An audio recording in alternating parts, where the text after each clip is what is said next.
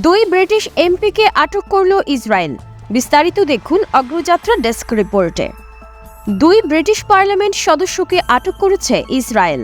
শনিবার রাতে এক বিবৃতিতে ব্রিটিশ পররাষ্ট্রমন্ত্রী ডেভিড ল্যামি জানিয়েছেন, ব্রিটিশ সংসদীয় প্রতিনিধি দলের অংশ হিসেবে ইসরায়েল সফরে গিয়েছেন ওই দুই এমপি। তবে তাদের কার্যালয়ে ঢুকতে বাধা দিয়েছে ইসরায়েলি কর্তৃপক্ষ।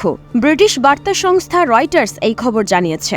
ইসরায়েলের অভিবাসন মন্ত্রণালয়ের এক বিবৃতির বরাতে স্কাই নিউজ জানিয়েছে, আটক হওয়া সংসদ সদস্যরা হলেন লেবার পার্টির এমপি ইওয়ান ইয়াং এবং আবতিসাম মোহাম্মদ। তাদের কার্যালয়ে প্রবেশে বাধা দেওয়া হয়েছে কারণ ইসরায়েল কর্তৃপক্ষ সন্দেহ করছে যে নিরাপত্তা বাহিনীর কার্যকলাপ নথিভুক্ত এবং ইসরায়েলি বিরোধী ঘৃণা ছড়ানোর পরিকল্পনা রয়েছে তাদের।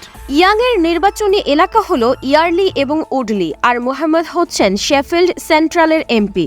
স্কাই নিউজ আরও জানিয়েছে, শনিবার লুটন থেকে ইসরায়েলে গিয়েছিলেন তারা। ডেভিড ল্যামি বলেছেন, আমি ইসরায়েলি পররাষ্ট্র মন্ত্রণালয়ের কর্মকর্তাদের পরিষ্কারভাবে জানিয়ে দিয়েছি যে ব্রিটিশ সংসদ সদস্যদের সঙ্গে এমন ব্যবহার করা কোনোভাবেই গ্রহণযোগ্য নয়। আমরা রাতেই ওই দুই এমপির সঙ্গে যোগাযোগ করেছি এবং তাদের সমর্থন দেওয়ার কথা জানিয়েছি। তিনি আরও বলেছেন, যুক্তরাজ্য সরকারের প্রধান লক্ষ্য হচ্ছে গাজায় যুদ্ধবিরতি এবং রক্তপাত বন্ধ, জিম্মিদের মুক্ত করা এবং সংঘাতের অবসানে আলোচনায় ফেরা।